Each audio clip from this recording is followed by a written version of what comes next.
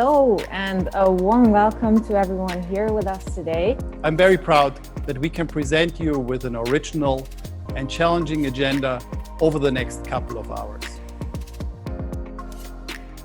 Up to a third of under 37 in the UK have 2 or more accounts with challenger banks. The effect may be further ahead or further behind in your country, but there's no escaping this. Every time we run this kind of research, the numbers are increasing. So what's the appeal of these challengers exactly? What are they doing that you aren't doing? Perhaps the leading banks in our audience today are not that concerned. Aren't these challengers just doing some trendy design work? Isn't that all just skin deep? Perhaps. But design and experience are really important. Nearly 30% of payment card customers would consider switching to banks that offer better card apps. PwC reports that 92% of companies now expect to compete on the basis of customer experience. And customer experience is now twice as valuable to financial services organization as brand. And as a result, 50% of all investment in new products are being redirected to customer experience innovation. Perhaps you might ask yourself, are neobanks really a threat in our market? Do they even have a business model? And will these newcomers survive for long? I personally don't think every single one of the challengers poses an immediate challenge to every one of your businesses. However, their customer base is growing, and thus will their share of the wallet.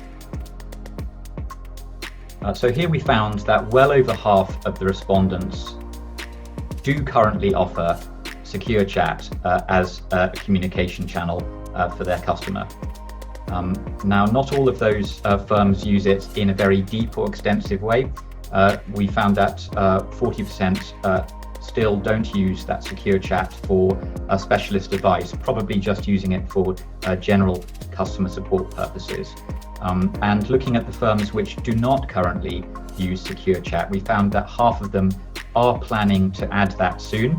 And we found a very high correlation about those ones who are planning to add it, that they're also the ones who are tracking when watching the digital user experience of the challengers. Yeah, I think what we're looking at here shows the same kind of division among the responses that we saw before as well. So just now we saw that half the industry thinks challengers are competitors, the other half has not, at least not for the next 5 years. And now what we are seeing is that over half the respondents have made a move into modern technology, providing live chat, but the rest have not. Definitely, I think it really shows that there are these perhaps 2 different cases of innovation and ambition going on within the established industry, Esther.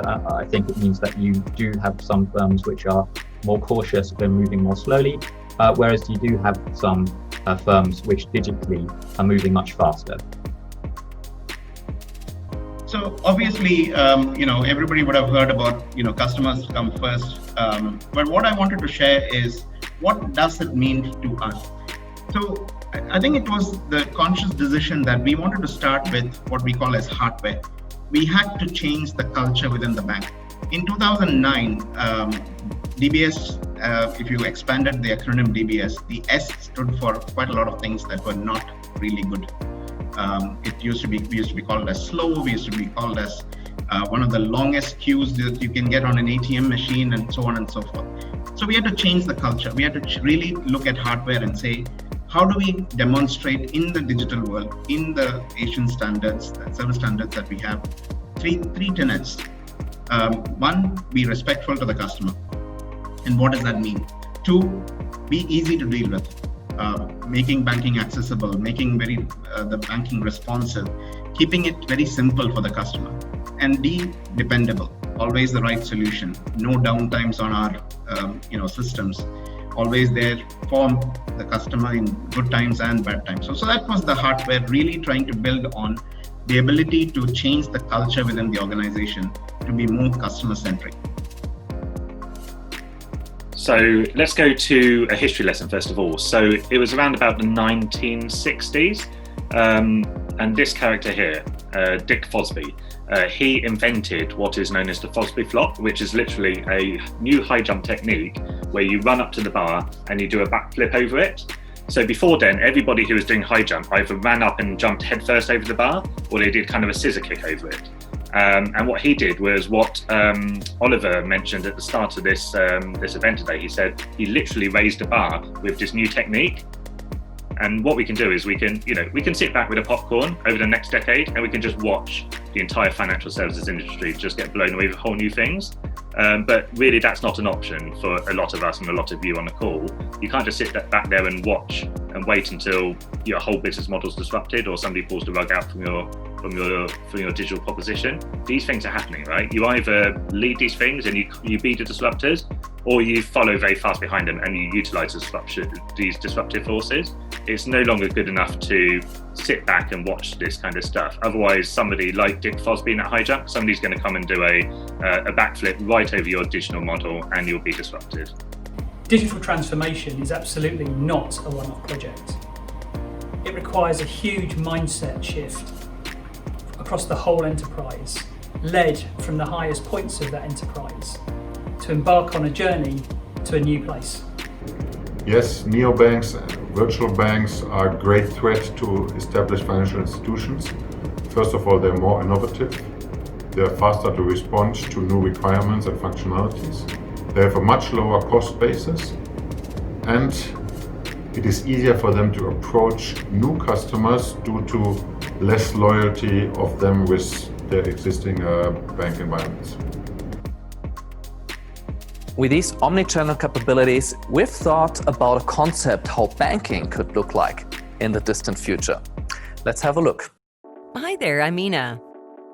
My business is growing this year. Fortunately, keeping track of my finances is as easy as watering flowers. Mina is right. Using towers from CREALOGIX means she has a complete view of her finances, literally. This is how she confirms an e-bill.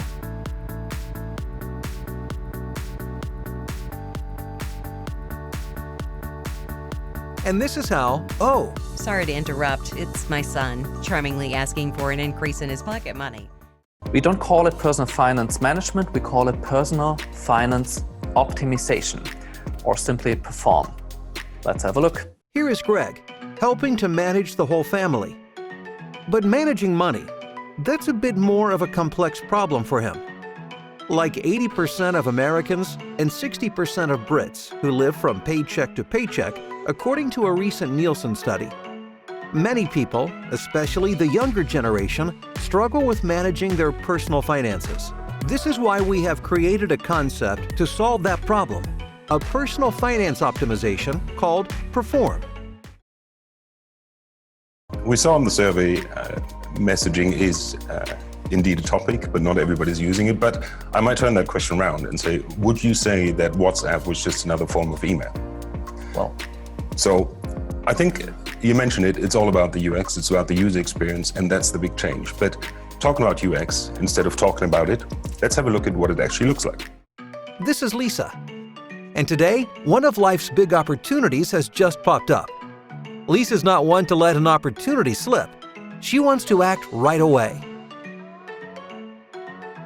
And here is Tim on a winning streak. Perhaps he can extend his winning touch to his money as well. And then there is Peter, who has made a lifetime of good decisions already. But he's not done yet. News breaks for him before it hits the headlines. Why pass up another winning move?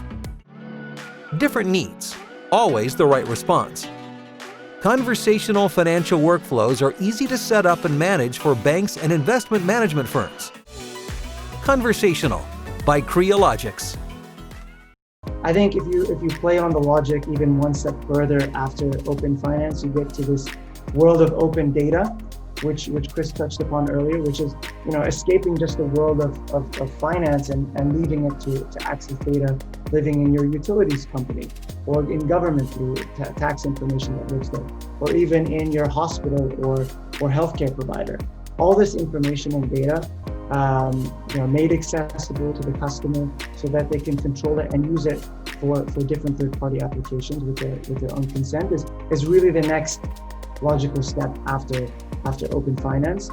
Australia is actually already experimenting with this through what they call the customer data right.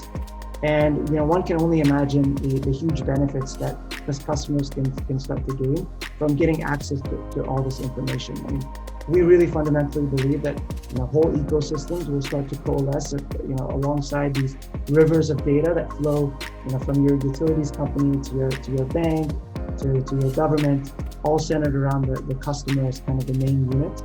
So we're really excited about this, and we think there's going to be a lot of benefit that will accrue to the customer as a result. So my key takeaway for you all is stay proactive and stay innovative. This means being fast. If you want to be fast, you can't develop things on your own. You have to find a partner, and everybody has to focus on his core competence and be innovative. So let's try to find a partner that is like you, not waiting for things getting back to normal, but really adapting to this change and stay innovative, which can plug in. You have to be open to new technology, to new talents. You have to be open to test quickly, be agile and react. We are at CREALOGIX, we're very happy to help to innovate. When it comes to the layer which is between you as a financial institution and the end customer, that's a very, very hot topic for the moment, right? And this layer, we can really help you to be innovative and to access and accelerate the digitalization. So let us know how we can help you best.